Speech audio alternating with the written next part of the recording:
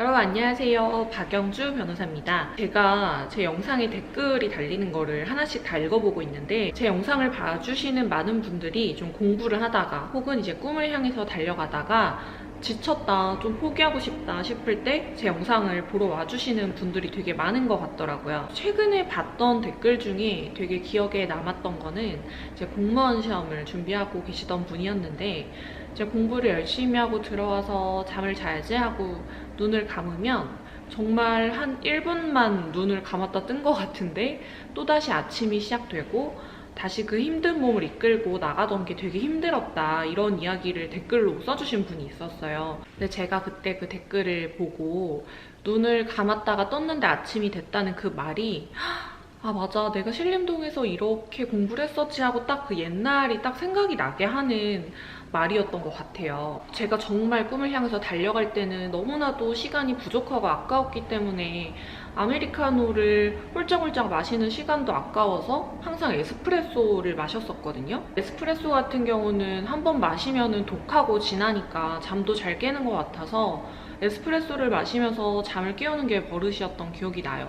그때 엄마가 이제 제가 에스프레소 마시는 거 보고 사양 마시는 거 같다고, 잠 깨려고 그렇게 독한 커피를 마시는 게 너무 안쓰럽다고 그런 이야기도 해주셨던 게 기억이 나고, 너무 이제 졸리니까 잠을 깨려고 에스프레소를 마시고 마시다가 안 되면은 홍삼을 먹었었는데, 이제 홍삼도 호로록 마시는 액체형은 잠이 잘 안 깨는 거예요. 홍삼 중에서 이렇게 꿀처럼 나온 게 있거든요. 근데 그거를 이제 물에 타가지고 마시라는 용도로 만든 건데 저는 그 당시에 그거를 그냥 퍼먹었었어요. 그래서 홍삼도 그렇게 퍼먹으니까 되게 각성 효과가 있고 잠이 잘 깨더라고요. 이제 아빠한테 아빠 나 홍삼 다 먹었으니까 사다 줘 사다 줘 이렇게 부탁을 했었거든요. 근데 아빠가 그 홍삼을 사러 가면은 사장님이 아 도대체 누가 드시는데 이렇게 이 많은 양을 빨리빨리 먹냐면서 뭐 한 8, 90대 노인네가 먹을 만한 그런 양이라고 했었대요. 근데 그 당시에는 내 마음은 공부를 더 많이 하고 싶고 열심히 하고 싶은데 체력이 안 돼서 자꾸 졸리고 피곤하고 이러니까 그게 너무 화가 나고 답답해서 에스프레소 먹고 홍삼 먹고 하면서 어떻게 해서든 버티려고 했었던 그런 시절이 딱 생각이 나더라고요. 얼마나 간절했었는지가 딱 생각이 나는 게, 제가 이제 제시 공부를 했을 때 신림동을 처음 가는 거니까 부모님이 그래도 신림동에 있는 원룸 중에서 좀 시설이 괜찮은 원룸을 얻어주셨었어요.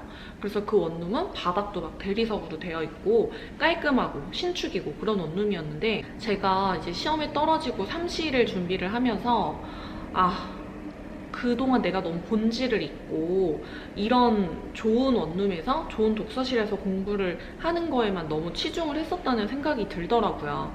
너무 헝그리 정신이 부족했고, 그래서 저는 이제 내가 너무 간절함이 부족했고 나는 좀 헝그리 정신이 부족했던 것 같다, 그런 생각이 들어서 제가 학교에서 기말고사 보고 이제 방학 때 학교에 남아서 공부를 하려고 했었는데 그날 딱 그런 생각이 드는 거예요. 내가 이런 마음으로 공부를 하면은 그 다음에 이제 1차를 다시 봐도 어차피 떨어질 것 같다, 이런 생각이 들어서 바로 짐을 싸서 신림동으로 갔어요. 다음날 뭐 이제 방을 잡아놓은 것도 아니고 학원을 결제해둔 것도 아니고 정말 아무 계획 없이 신림동으로 갔어요. 그리고 독서실을 먼저 끊고 독서실 주변에 있는 원룸을 제가 이렇게 한 바퀴 돌면서 봤어요. 근데 그 당시에 있던 독서실 바로 옆에 원룸에 반지하 방이 하나 남아 있었는데 거기가 처음에 딱 들어가자마자 너무 쾌쾌한 곰팡이 냄새가 확 올라왔고, 사실 독서실 바로 옆이면은 원룸이 비어있을 자리가 아닌데 거기가 자리가 비어있다는 것 자체가 너무 이제 상태가 안 좋으니까 학생들이 거기를 안 들어갔던 거거든요. 저는 그 당시에 이제 곰팡이 냄새 나는 반지하 방이 저하고 되게 잘 어울린다고 생각을 했어요. 여기에서 항상 나는 여기서 사는 게 아니고 탈출해야 돼, 이 시간은 짧아야 돼, 이런 생각을 매일 밤 하면서 자기에는 여기보다 더 좋은 데는 없다는 생각이 들더라고요. 그래서 제가 그 반지하 방을 신림동 올라간 날 바로 계약을 하고 그날부터 거기서 살면서 공부를 했었어요. 사실은 제가 이제 제시가 떨어진 상황에서 신림동으로 갔으니까 얼마나 내가 밉고 싫었겠어요. 자신감도 많이 떨어져 있던 그런 상태에서 자기 비판, 자기 혐오를 하면서 공부를 하고, 그리고 집에 들어와서는 곰팡이 냄새 나는 반지하 방에서 자고, 저를 그 당시에 그렇게 벼랑 끝으로 몰아붙였던 이유는 그렇게까지 하지 않으면 내가 조금이라도 여유로움을 찾게 되고 방심하게 되고, 그런 방심하는 시간들이 모여서 또다시 시험에 떨어지는 결과가 나타날 것 같은 거예요.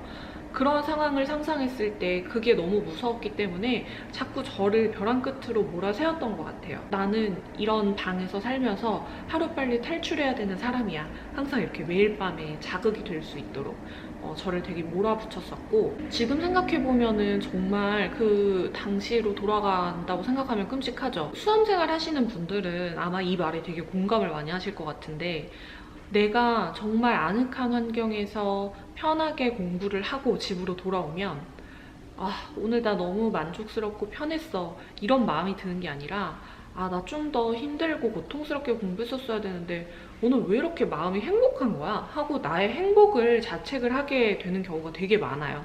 어떻게 보면 너무나도 불쌍한 시간인데, 사실 지금의 저를 생각을 해보면 저는 지금 그 당시에 내가 이렇게 힘들었었다라는 경험담을 여러분들에게 말씀을 드릴 수 있는 사람이 됐고, 여러분들이 제 말을 듣고 좀 도움이 되신다고 해주시는 분들도 많고, 경제적으로도 제가 강아지 고양이 키우면서 회사 다니면서 마음 편하게 일할 수 있는 정도의 환경이 되었고, 어쨌든 내가 무언가를 하고 싶을 때 돈이나 시간 때문에 못하는 것들이 예전에 비해서는 현저히 줄어든 그런, 어떻게 보면 행복한 삶을 살게 됐는데, 아무것도 가진 것 없었고 맨손으로 시작했던 제가 이 정도까지 올라올 수 있었던 거는 그동안의 시간들을 버텼기 때문에 그에 대한 선물로 받을 수 있었던 시간이라고 생각을 하거든요. 저도 많은 인생을 살아본 건 아니지만 우리가 살면서 정말 내 인생에서 내 마음대로 되는 게 거의 없어요. 내가 시련을 겪었다고 해서 항상 그 뒤에 행복이 오는 게 아니고 보상이 오는 게 아니고, 정말 시련만 계속 오는 경우도 있고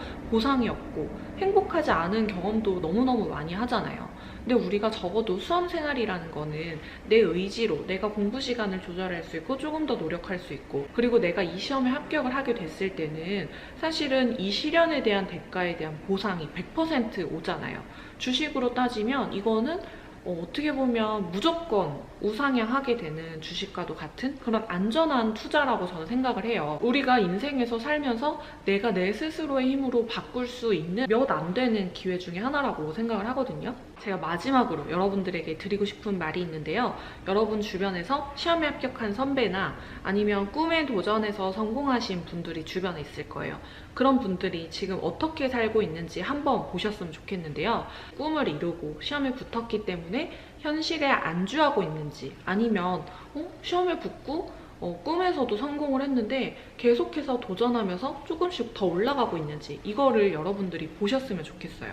아마 대부분의 분들은 한 번의 성공에 그치지 않고 계속해서 도전하고 올라가는 삶을 살고 있을 거예요. 시험에 합격하신 분들은 이 시험에 합격했을 때, 그리고 이 꿈에서 성공을 했을 때 뒤따라오는 보상이 내가 생각했던 것보다 훨씬 더 크다는 거를 몸소 느꼈기 때문에 여기에서 도저히 포기할 수가 없는 거예요. 그래서 계속해서 성공의 맛을 보신 분들은 도전하고 성공하고 도전하고 성공하고 이것을 반복을 하는 삶을 살게 되는 거예요.